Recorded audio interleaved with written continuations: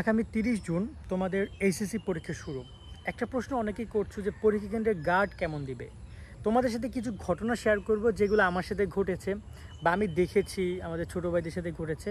এই জিনিসগুলো জানা তোমাদের জন্য অত্যন্ত গুরুত্বপূর্ণ। প্রথমত একটা বিষয় মাথায় রাখো, এসএসসি পরীক্ষার এইচএসসি পরীক্ষা এক না, দুইটা আলাদা আলাদা বিষয়। অনেকে এসএসসি পরীক্ষা তোমরা দিয়ে এসেছো, দিয়ে অবশ্যই তো এসএসসিতে এসেছো। সো তোমরা যদি এসএসসির সাথে এখন মিলাও তাহলে কিন্তু পারবা না। কারণ এসএসসিতে যেভাবে পরীক্ষা কেন্দ্রে বসানো হতো সেভাবে তোমাদের বসাবে না, যেভাবে ট্রিট করা হইতো, যে সকল শিক্ষক ছিল সেই সকল শিক্ষক তোমাদের এখন নাই। তোমরা এসএসসিতে একটা প্যারাগ্রাফ ছোটো একটু লিখলেও 10-এ 10 পাইতা, বাট এখন এত বড় লিখতে হয়, তাও তুমি 10-এ 10 পাবা না। কারণ শিক্ষক পরিবর্তন হয়েছে। স্কুলের শিক্ষকদের মেন্টালিটি অন্য রকমের, কলেজের শিক্ষকদের মেন্টালিটি অন্য রকমের। এই জায়গায় আমি শিক্ষক নিয়ে কথাটা বলছি কারণ তোমাদের পুরো পরীক্ষা কেন্দ্রে তোমাদের পুরো দায়িত্বটা নিবে শিক্ষকরা। একটা পরীক্ষা কেন্দ্রে তোমাদেরকে এক্সাম পেপার দেওয়া থেকে শুরু করে এক্সাম পেপার নেওয়া পর্যন্ত, কোশ্চেন পেপার দেওয়া, তোমাদের সিগনেচার করা, তোমাদের কোনো ধরনের যদি তুমি ভুল ত্রুটি করো সেটা টিচার পুরোটাই মেনটেন করবে। তো এই জায়গায় তোমাদেরকে টিচারের ফর্মুলাটা বুঝতে পারছো, টিচার কেমন টিচার, কাদের সাথে কীভাবে গিয়ে ডিল করতে হয়। প্রথমত মাথায় রাখো যে তোমাদের যে পরীক্ষাটা অনেক ধরনের আন্দোলন বা অনেক কিছু হতে পারে। এক্ষেত্রে কিছু কিছু টিচারদের ভাবমূর্তি বা তাদের চিন্তা ভাবনা তোমাদের পক্ষে। অনেক টিচার আছে যারা চায় তোমাদের পরীক্ষাটা একটু কম সময়, যদি আরও সময় যদি তোমরা বেশি পেতে তাহলে তোমাদের জন্য ভালো হতো।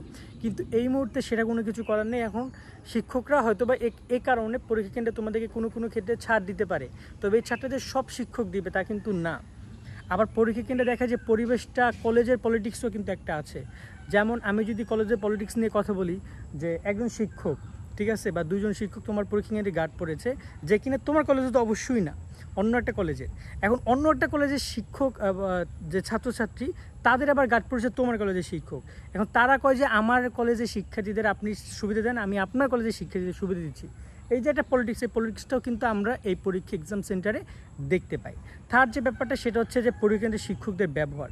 প্রথমত একটা বিষয় মাথায় রাখবা, সরি বলতে শিখবা। তোমার যদি কোনো ভুল হয় তাও সরি, না ভুল হলেও সরি। কোনোভাবে পরীক্ষা কেন্দ্রে খিস দেওয়া যাবে না, মানে হ্যাঁ রাগ দেখানো যাবে না শিক্ষকের সাথে, স্যার আমি অন্যায় করি নাই, কেন আমার সাথে, এরকম দরকার নেই। দেখা যায় যদি এক্সট্রিম লেভেলের হয় তখন সবাই মিলে একটা প্রতিবাদ করতে হবে, কিন্তু নিজে একা একা প্রতিবাদ করতে গিয়ে ফেসে যাবা না কখনোই। আমাদের সময় এরকম একটা ঘটনা ঘটেছিল যে একটা টিচার, তাও আবার মাত্র এগ্রিকালচার সাবজেক্টে, এত পরিমাণে বাজে ব্যবহার আমাদের সাথে করতেছিল। পরবর্তীতে কী করলো জানো, আমাদের একটা ছেলে, ও একটু রাজনৈতিক টাইপের ছেলে, ও উঠে বললো যে স্যার এরকম কেন করতেছেন আপনি, নর্মাল একটা এক্সাম, আমরা সবাই সময় মতো করে এক্সাম দিচ্ছি, বাট উনি খুব রাফ বিহেভ করতেছে। তখন ওই ছেলেটা ওর সাথে সাথে ওরা আরও 3-4টা বন্ধুবান্ধব উঠছে, দেন আমরা আস্তে আস্তে সবাই উঠছি। মানে দেখা যায় যে পরবর্তীতে আমরা ওইখানে 90% স্টুডেন্ট দাঁড়ায় কথা বলতেছি স্যারের সাথে, যে স্যার আপনি, মানে ওই ছেলের পক্ষ নিচ্ছি আমরা।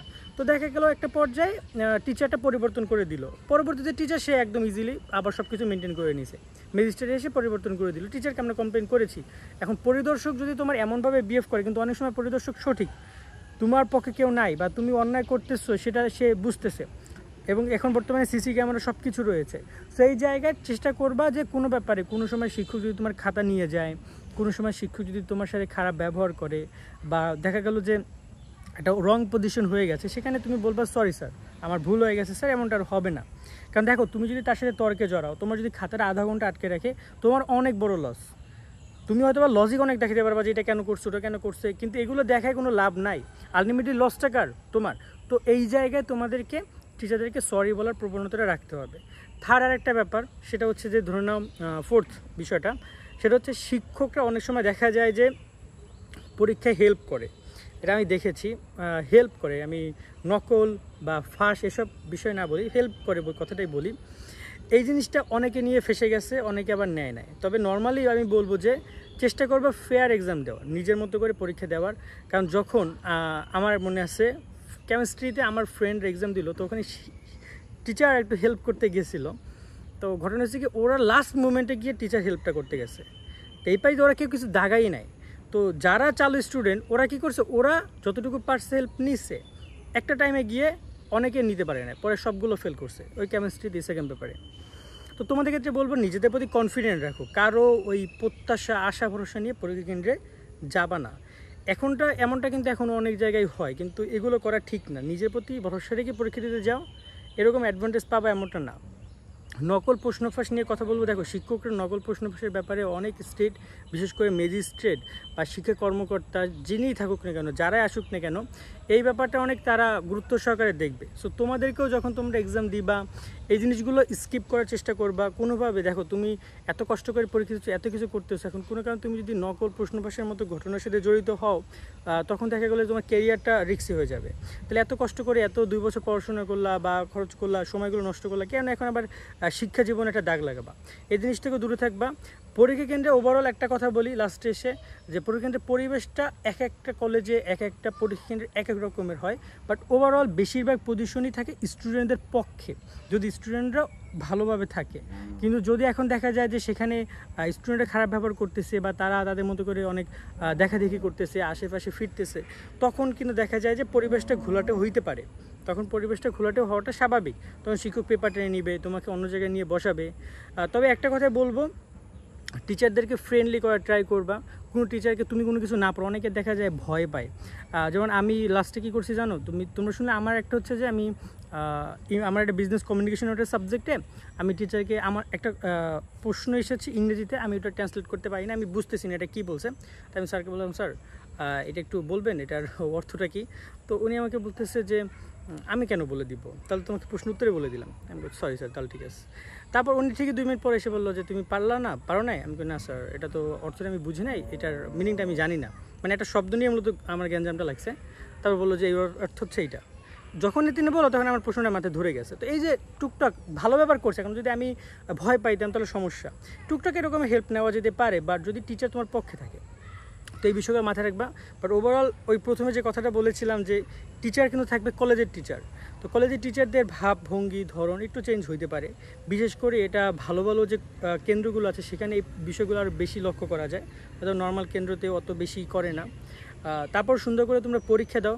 পরীক্ষার পরিবেশ আবারও বলতেছি তোমাদের পক্ষেই থাকবে যদি কোনো কিছু না করো তোমরা বা কোনো ঝামেলা না হয়। তাছাড়া টিচারদের যথেষ্ট সিম্পেথি তোমাদের মধ্যে আছে, আর টিচাররাও চায় তোমরা একটা ভালো রেজাল্ট নাও।